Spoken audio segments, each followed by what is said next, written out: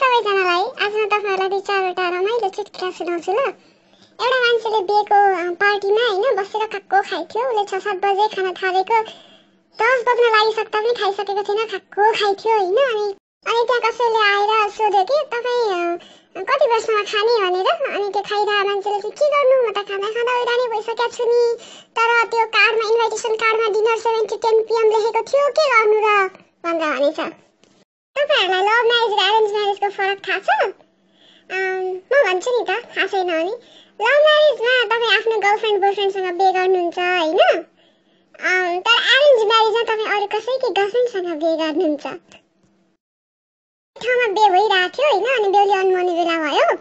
बेहुली अन्माउने बेलामा बेहुली चाहिँ कुद्दै कुद्दै उसको कोठामा जान्छ के। अनि आमा पनि पछि पछि जानुहुन्छ। अनि भन्नुहुन्छ, छोरी तिमी यसरी नफर्क, तिमी अब आफ्नो हस्बेन्डको घरमा जानुपर्छ भनेर भन्नुहुन्छ हैन। अनि छोरीले भन्छ के, आमा पनि कहाँ फर्केर आएको त, म त उहाँको नाम लेख्नु पर्यो फेसबुकमा, आजबाट नाम चेन्ज गर्नु पर्यो भनेर फेसबुक चलाउन फोन पनि लिन आएको त। अचेलको केटीहरू के भएको है, बिहे हुन पाएको छैन, बिहेको दिन राति नै उनीहरूको थर चाहिँ उनीहरूको हस्बेन्डको थरमा चेन्ज गरिहाल्छन् है। म त कस्तो हाँस उठ्छ है। अस्ति मैले देखेको है, एउटा केटीले त उसले सिन्दुर लगाइसक्दा सक्दै उसको थर लास्ट नेम चाहिँ उसको बुढाको लास्ट नेममा चेन्ज गरेको कि हैन। केटीहरू पनि के साह्रो भएका हुनु, बिहे गर्दा हुन्छ त पर्खिदिनु। ए केटा हो, तिमीहरूलाई थाहा छ छैन, दुई प्रकारको सुसाइडहरू हुन्छन्।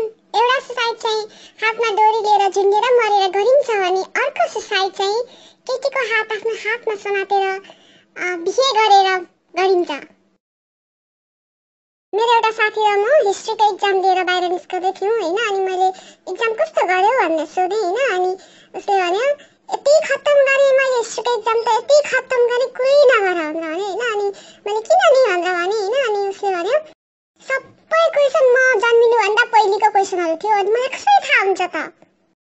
एउटा के आलु प्रसाद भन्ने मान्छेले रोटी एउटा टुक्रो खाँदै एउटा टुक्रो कुखुरालाई फाल्दै फेरि एउटा टुक्रो खाँदै एउटा टुक्रो कुखुरालाई फाल्दै गरिरहेको थियो के। अनि उताबाट श्याम आयो हैन। अनि के खाइरह भनेर भन्छ आलु प्रसादलाई।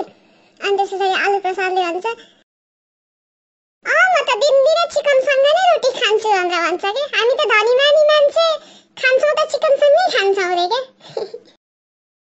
मलाई के एकदम रुगा लागिरहेको थियो के। अनि मैले मेरो एउटा अङ्कललाई, अङ्कल रक्सी खायो भने यो घाँटी दुखेको ओरेको रुगा लागेको सबै जान्छ रे हो भनेर भने हैन। अनि अङ्कलले भन्नुभयो, जान्छ किन नजानु, यही रक्सीले त मेरो घर खेत पैसा गहना बुढी सबै गयो, त्यो जाब रुगा त जानु कुन ठुलो कुरा भएर गइहाल्छ नि। हर्के हल्ला हेर्नु भएको छ?